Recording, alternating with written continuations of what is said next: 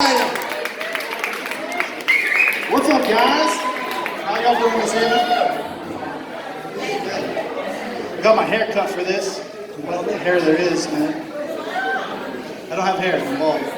It's right here. Called a monkey butt. How y'all doing this evening? Y'all give it up for everybody that came out tonight. Woo! Give yourselves a round of applause. Y'all all right, I guess. If y'all don't know this, I have a twin. I am a twin. My twin is sitting right there. She's a girl. Everyone always asks me, it's like, do you have a twin? Does she look like you? And I was like, yeah, she looks just like me. Yeah. Dick and all. She's like this fucking tall. It's like, definitely paternal. So people don't process the sister part of that joke. So anybody here racist at all? Not one fucking person. You're lying out of your fucking ass. I swear to God. There's one, at least she's honest. That's something that I think, I'm sorry, man. It's like, liberals really got it. Like, it sucks to me. It's like, I feel like I never fulfilled my, like, racism carbon footprint. I was raised up not to be racist. Love people as they are, man. Everyone's the same. We all live the same fucking life. But it seems like everyone thinks I'm racist anyway, just because I'm a white dude. And I was like, that's not fucking fair, man. And I was like, if anything, it's like liberals really dropped the ball on the fact that if I was to say, like, man, that's a fine-ass Mexican chick right there. I'm misogynist and I'm racist. Probably a little bit bigoted, you know? It's like, but if I type that shit in a Pornhub, though, I mean, I will get a very definite list of shit. And it's not a Mexican chick, it's Latina, you know? It's like, we're not supposed to define people by their race. That's wrong. But if I get on Pornhub, Latina, Asian, black, she-male, they don't even have trans on there, it's she-male, like, what the fuck? And I was like, at least, you know, go after the porn industry, liberals, so you're just a bunch of fucking pussies, I swear to God. And it kills me because, like, you can't even type in, but you can't type in white chick, you know? It's like, the only time you get white chick is like white chick, black cock. That's the only time that follows each other, it's the only time that pops up. It is, and it's like, you have to type in like redhead or blonde or whatever. Those are strictly white porn things because if you type in hot blonde chick, an Asian chick in a blonde wig, it's not gonna pop up. I guarantee I can see it. I have looked.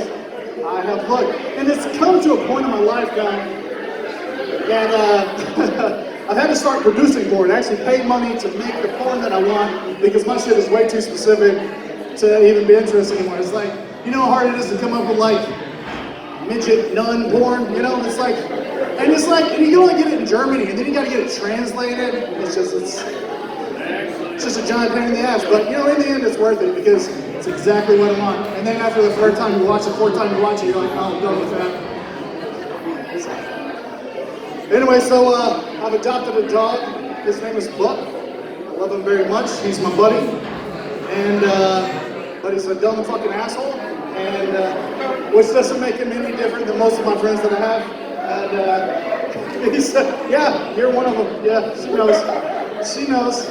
And anyway, but it's weird. It's like, and I got him from the Humane Society. It's weird, like they call it a rescue if you get a dog from the Humane Society. Because if they call it a rescue, but it's not like I saved him from like Yakuza. You know, it's like I saved his life and everything, and now he owes me this life debt.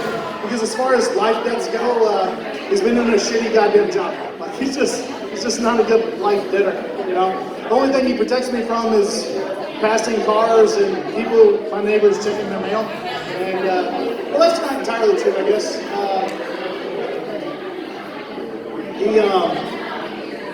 One time I was laying on my bed and I may or may not have just eaten like 2 gummies, like marijuana THC gummies, you know, edibles. May or may not have, you know, it's in question. But as I'm sitting there staring at the intricacies of my cheap-ass IKEA ceiling fan, I hear the dog food in the kitchen get dumped over, and I'm just thinking to myself, bro, just fucking chill once in your fucking life. And as I walk into the fucking kitchen, he's standing there amidst all of this dog food on the floor, amidst 2 halves of a fully adult raccoon that has been ripped in half. He has blood covered in his face, and he's just splattered down his back, and he looks at me and just wags his fucking tail like, it's like, what the fuck, dude? Like, he just murdered somebody, bro. And he just grabs the axiom part of this raccoon and runs out the fucking doggy door. And I'm sitting there like freaking out, like this is a murder scene. And I have to figure out where to hide this body. And is this raccoon's family gonna come looking for him? Should I call the cops? And I'm like, I'm high as fuck right now. I can call the fucking cops. The dog just gets me in more trouble than I need. Anyway, he's like, and it's weird, like, one day I was watering my backyard and stuff, and then as I'm watering my yard, I guess he's just running back and forth and having fun with the water hose. And as I'm watering the lawn, he's running back and forth, and so I start spraying at him, and he's running full speed, chest first into a stump in my backyard. I hear his soul leave his fucking body, like, and then he fucking turns to me, looks me in the eyes, takes about 2 steps, and drops fucking dead. And I was like, holy shit. And the Humane Society, whenever they come out and check your house, they come and do follow-up checkups on your dog. And as my dog was laying dead in front of me, all I can think of is I'm gonna have to bury this fucking dog and tell these people that he ran the fuck away. And it's like, that's all I can think of. And anyway, and as I'm thinking this, he staggers up and he kicks his fucking legs out. He goes and pisses some blood by the house, and life is good. And I was like, what the fuck, dude? And we go about our day, And a few days later, I walk into the kitchen after I get up in the morning, and as I walk into the fucking kitchen, he's eating his dog food, but he's so excited to see me. He loves me so much that he tries to jump up on me as he's eating his food. And as he jumps up on me, he inhales the food in his mouth, and he starts choking on it. And as he's sitting there choking, he's like, I don't know what to do. I know how to do the Heimlich maneuver, but I don't know how to do it on animals. But I figure the mechanics are about the same, so I just figured kick the living shit out of my dog, and that would probably pop it loose. So as I fucking wind my fucking leg back to melee punk this fucking dog, he fucking hits the ground dead. And I was like, what the fuck, man? And as he hits the floor and stuff, all I can think of is, fuck, I'm gonna have to bury this fucking dog and bury him in the backyard. Until the fucking people that he ran away. And as he hits the floor, though, it dislodges the food from his mouth and his throat. And he gets up, he slowly regains consciousness, wags his tail a little bit, and continues about his fucking day. And I was like, dude, you just fucking died. How can you make this happen? And I was like, I'm emotional wreck for 2 days after they get my pizza order on Domino's. It's just like, I don't know what to do.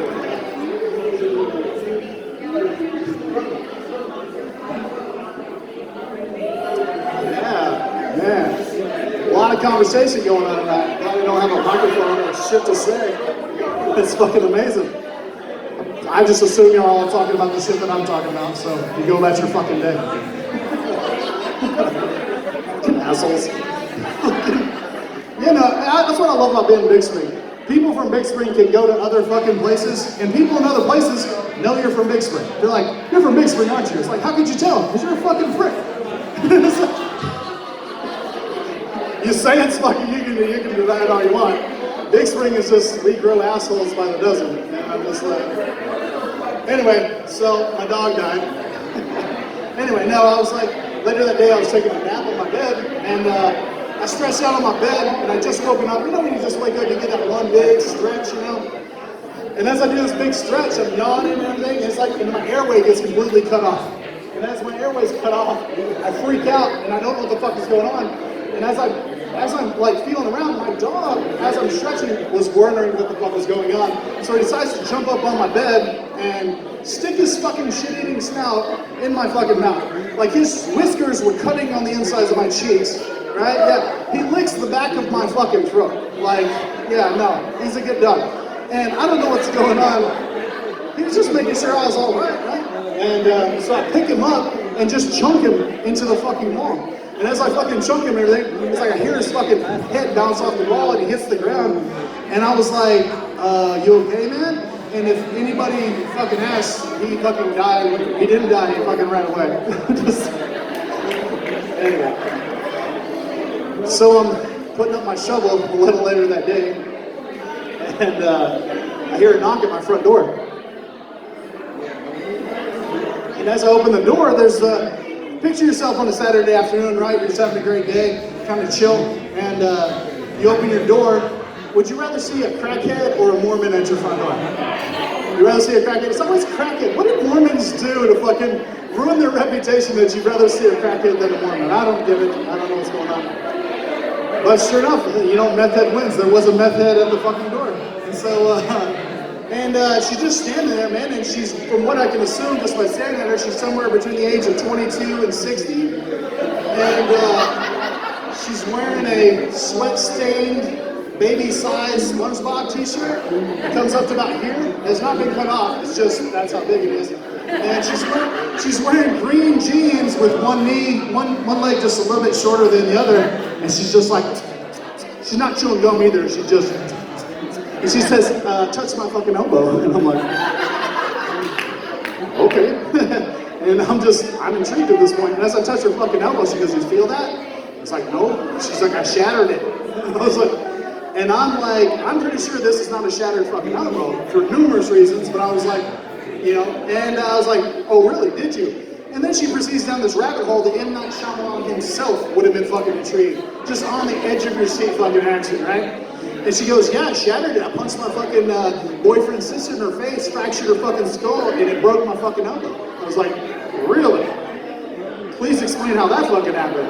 I was like, well, me and my boyfriend were driving down the street, and we wrecked into a fucking tree, and then whenever it ejected me from the front windshield, and it ripped half of my fucking face off. And I was like, no shit. She goes, yeah. And I was like, and that's when you shattered your elbow? She's like, no. I got back in the car, and we drove back to the house, and she started talking shit about him being 17 and on probation and not supposed to be out after 8 o'clock. And so I was like, why are you talking shit, bitch? And so I hit her in her fucking face. And I hit her so hard it broke my elbow. And I was like, are you sure it wasn't when you were ejected from the fucking vehicle? She goes, nope. And I was like, okay. And it's like, and afterwards, I got up and we got to talking and my elbow really hurt. And she was nice enough to take me to the fucking ER. It's like, that's really nice of her after you fractured her fucking head. I was like, yeah, it really was. And as I was looking at her face, she's like, you said you got half your face ripped off. And I was like, I don't even see a scar. She goes, I healed real good. And I was like, apparently meth be giving people fucking mutant powers. Like, now I know how Wolverine and Professor X got their shit. I was like, gotta be the meth. Anyway. And so she said, so we got to the hospital, and as we get in the hospital, she said the nurses started working on me, and they started walking back and forth, and I see them talking about me. I was like, they're plotting on me and shit. And I know how the Illuminati wants my DNA to create a super race. And I was like, I'm not about that. So I grabbed my shit, I jumped the nurse's desk, got in my car, and I drove. And I ran out of gas about 6 blocks away, and I need $14.35, because that's exactly 5 gallons of gas in a McDouble on the way home. And I was like, man, just take a solid fucking 20, girl. That was fucking amazing. So you earned that shit. I haven't heard a better story since Epstein killed himself.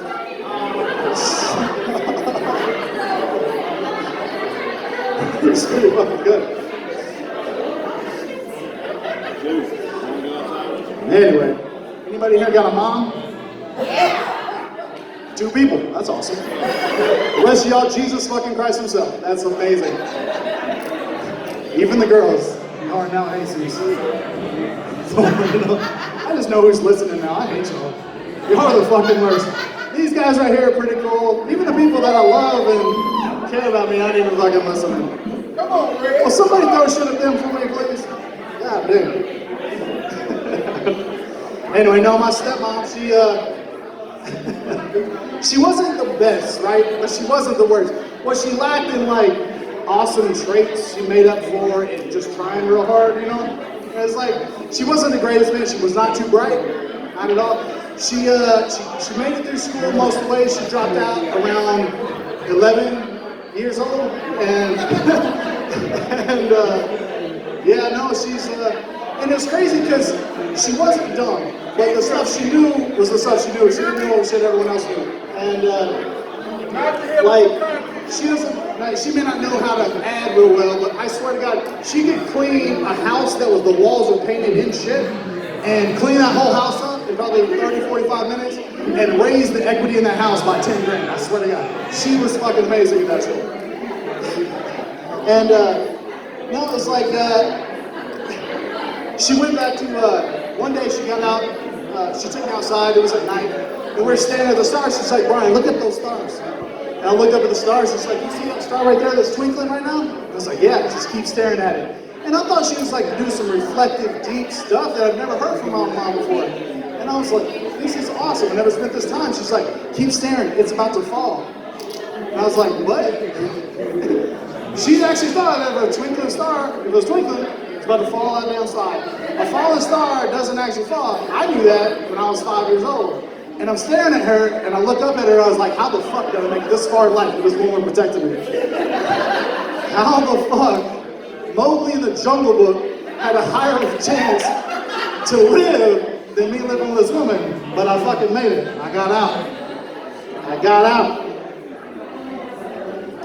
One time we were, as a family, we always played a lot of games and shit. We got into Scrabble, and we pulled out Scrabble. My mom's sitting there, and she pulls out Scrabble, and she busts out the word Poe, P-O-E. And I was like, Edgar Allan Poe. I didn't even think she knew who the fuck he was. And sure enough, pulled out Poe. And I was gonna say, no specific names, because you can't do that in Scrabble. And I was just gonna give it to her. But then my sister, she calls challenges on her. She's like, no, that ain't it. She's like, no, it's not Edgar Allan Poe though. And I was like, what? She goes, yeah. So my sister over there, she calls challenge. She knows the story too. She was why she's laughing. And my mom goes, how do you not know this? And I was like, y'all are how old now? And I was like, what are you talking about? What are you trying to spell? She goes, Poe. It's easy. Everyone knows it. Telephone pole, fishing pole. That's my mom. And I was like, how the fuck did I make it to this age where this woman protected me? And I made it through. I made it through. My mom tried to go back and get her GED. She realized she needed to go back to school. She went and took her math test in her GED score, which is a 50 question test. And she scored a 0 on it. On a multiple choice test, true story, scored a 0 on a 50. I mean, statistically, the odds are impossible that would fucking happen. And so from then on out, I have bought her lottery tickets for her birthdays and holidays. And she's won over $200,000 because she be beating the odds no matter fucking what. She's just doing it. She would not give me any of the money though, because she said it would be wrong of her to give back a gift that she gave me, or that I gave her. So she's nice like that. Me and my mom were on a trip to a family reunion once, and we stopped over at an Allsup's, a little rest stop, and my mom takes a lot of medication. And as we pull over, we get in there, she pulls out a baggie of medication. Now all her baggies have other baggies with pills in them. She has no bottles. Because she has like arthritis and she can't open the bottles, she said it's just easier to get them. So she pulls out a palm full of fucking pills and just throws them in her mouth and swallows them like a fucking man. And honestly, I've never felt more insecure about my masculinity at any point in my life until my mom swallowed a handful of pills with nothing to drink.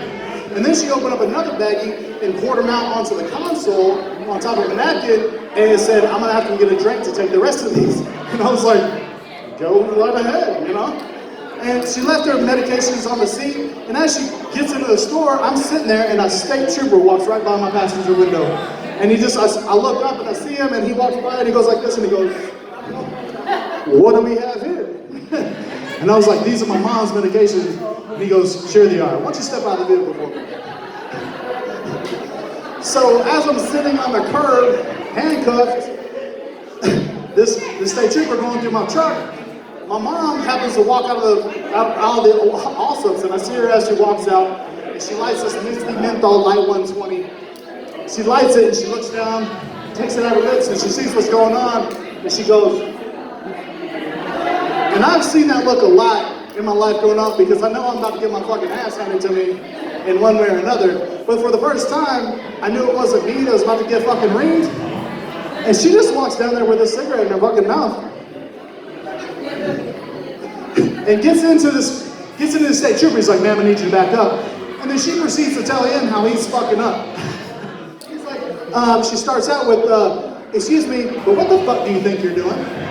And I was like, oh shit, he's about to fucking get this. I was like, I wasn't even worried about my mom. I was like, just with the medication alone, if she got shot, she'd still live. Like, I mean, there's no way she's actually pumping blood through her body at this point. And she continues to fucking read this dude with an eloquence and a verbal just assault that I've never heard in my entire fucking life. And the whole time she's talking, I kind of zone out because I've heard it so many times. But she has this little cigarette in her fucking mouth, and as she's talking, this cigarette is just going like a Morse code fucking operator would have a hard time keeping up with it as she's ripping this fucking state trooper apart. And this ash is just getting longer and longer and longer as she's fucking talking. And I'm just watching this fucking ash get longer and longer and longer. And she's sitting there and she goes, now I want you to go over there, uncuff my son, go to your car and think about how you treat people. And I just kind of zone back in as to what the fuck is going on. And she puts it back in her mouth and he comes over there, picks me up, uncuffs me, and starts walking away. And she goes, don't you have something to say to him? He turns around and says, I'm sorry for causing trouble, you have a nice day. Walks to his car, gets in, and just stares at his steering wheel for a minute. My mom pulls her fucking cigarette out of her hand and goes click, and there's a whole cigarette of ash just falls. I've never seen something more majestic in my fucking life.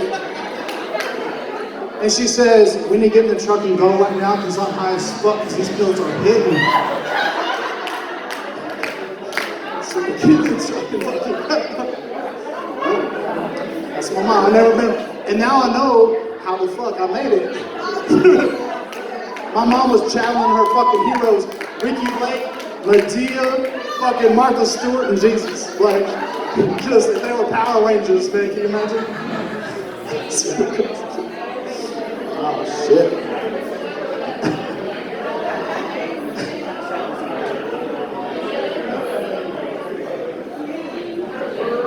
Where do y'all want to sit, guys? Do you have to sit? You're gonna sit there? You're gonna sit at the bar?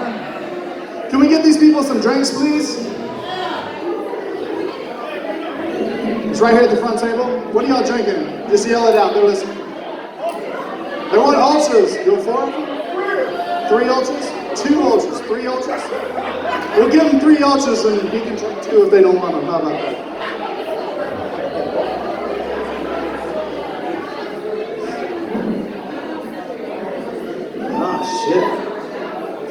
So many of y'all know I'm a tattoo artist. I've been tattooing for the last 10, 15. Now shut up, Pat. Why don't you come get a tattoo from me, man? Come on.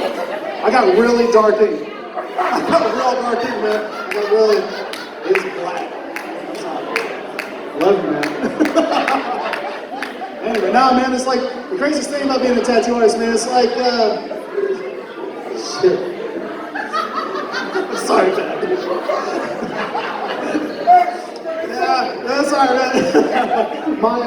No, man, I own my own business. I own my own business for about 10 years now, man. The best thing about owning your own business is I can take off whenever the fuck I want. I can just like, you know what? I'm done for today, but then my boss checks me out and he's like, well, you gotta give me a hand job first. And I was like, all right. I was like, so I do. He hasn't made me blow him yet, but it's not for lack of trying. It's just, it's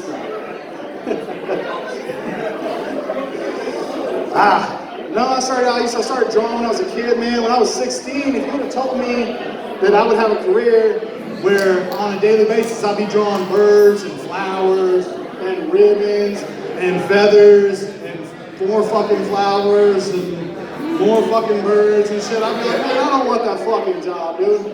But I also get to like rub down grown men with Vaseline, you know, and shave them up real good. So I was like, you know what, I'll give it a try. And so here I am 10 years later, really good at my fucking job, and then you guys are there.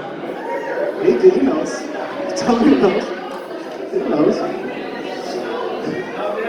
No, it's like, it's crazy. It's crazy though, man. Like I won a few jobs as a tattoo artist, man. It's a crazy job. Because it's like, it's the only job that I know of where a grown woman could walk across a fucking crowded room, pull up her shirt, pull her tits down, and say, what can you do with these? And I'll be like, motorboating comes instantly to my mind. I mean, and she'll have some tattoo, you know, across the chest or something like that. And I was like, and she's trying to explain to me stuff I could do, and I was like, you know your tits out, right? Like, you know that. And it's not even that so much, but her boyfriend be standing right next to her. He's like, yeah, dude, what can you do with those tits, bro? And I was like, this isn't weird. I can take some pictures and see, click, click, click, click, click, get some from this end, click, click, push them together a little bit, click, click, click, click, click. No, it's always fucking crazy, so. No, man, it's like, being a tattoo artist, man, it's one of the best jobs ever, but, you know, as far as like, it's one of the few bartering systems left in America. You know, if you're a mechanic or a prostitute, you know, you can get by. You can make it through, you know, money or not, because they got a service, man. And, no, I mean, I paid bills, and I got my car I got for doing a chest piece on a dude, like, and I was like, you know, even one time my landlord, I was like, sir, I'm sorry I can't pay my rent this month. I was like, I don't have any tattoos coming in. And he's like, really? He's like, you do tattoos? I was like, yes, sir, I sure do. He's like, well, do you think you could fix my daughter's tit tattoo for me? I said, sure fucking can, man. Whatever you need, buddy. I can hook you up, bud. I can fucking get you taken care of. I had a girl come up to me once and she was like, hey, she said, hey, would you take a blowjob for a tattoo? And I was like surprised. I was like, yes, but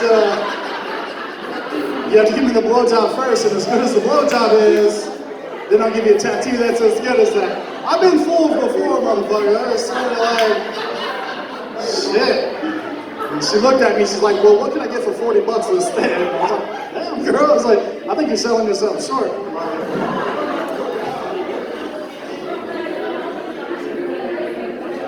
Now, being a tattoo artist is a lot like being a prostitute. It really is.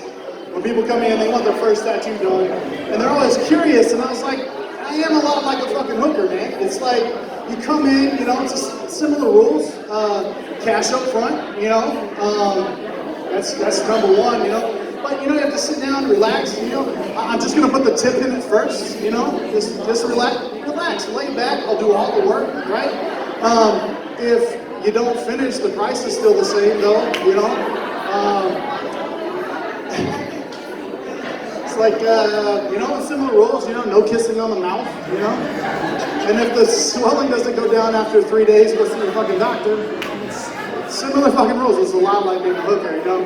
When you get done, they come in, they ask me what they want, you know. I give it to them, they're moaning, screaming, whatever. Then they fucking leave their money, and then they come back and see me in another couple of weeks. That's how it goes. That's how it goes. Speaking of that, hey, you want a mechanic? It's right there. Give me your card, Machado. You got it. Give me your card. Tattoos, there's a lot of weird stories that I have in tattoo, man, but every time I tell somebody I'm a tattoo artist, they're always like, what's the weirdest tattoo you've ever done? The weirdest one. And I was like, for sure, it's this one single tattoo, and it wasn't so much what was done or where it was done, it was just the situation that I found myself in. And whenever this girl came into the shop and she wanted this Hello Kitty heart. There was a heart with a Hello Kitty face in it, and she wanted the point to sit down right on top of her vagina, like at the very tip. She's like, can you do that? And I was like, yes, I can. Right this way. And get her in the chair. The only thing about it is like I was afraid I didn't have stirrups. So there's only one way you do that fucking tattoo. You know, she's like, so this, here we go. You know, it's like, so I get down there and I nuzzle in, you know, and I start. And as I'm doing this tattoo, I've never heard, those are the most horrific sounds I've ever heard come from any animal in the fucking animal kingdom. Just, but at the same time, it's like the most erotic sounds I've ever heard. Like, oh my God, fuck me in the ass! You know, but, you know, and to this day, I've never made a woman make those sounds, like, to this day. And it wasn't so much that going on, but as I'm sitting down here tattooing, right, her boyfriend's over my fucking shoulder coaching me the fuck on. And he's like, yeah, dude, yeah, you're doing a great fucking job, dude, get in there, yeah. Look at that fucking line work, yeah. Bro, just like that. Yeah, dude, just fucking like that. And then he grabs my fucking shoulder, and I came. And I had to sit there. And then I called a quick fiver, and I went outside and had my first cigarette. A lot of firsts that day for everybody involved. And This is my first three-way. It's like, I'm calling it three-way. I'm just saying, I gotta give myself that point. I'm just saying. Hey guys, I really appreciate y'all coming out tonight. Let's all give our hands up for the comedians back here. Tip your bartenders. Go over there and mess with my sister. Just throw stuff at her, buy her shots. I really love you guys. Y'all give yourselves a round of applause and come out and see us next time.